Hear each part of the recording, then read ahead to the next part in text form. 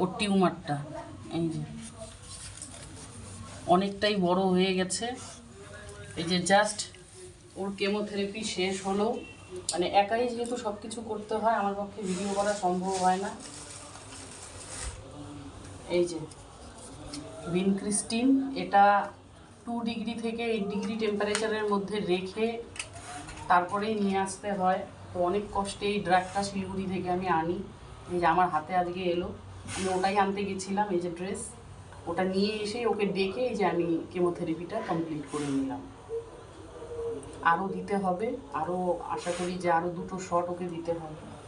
তো ওর ভ্যাকসিনের খুব দরকার। আপনারা যদি কেউ ডোনেট করতে চান ওর জন্য অন্ততপক্ষে একটা DHPPI প্লিজ ডোনেট করুন, একটু এগিয়ে আসুন। আর ওর লিভারের ওষুধের দরকার, কেউ যদি লিভার টনিক ডোনেট করতে চান তাহলে খুব উপকার হয়। Thank you.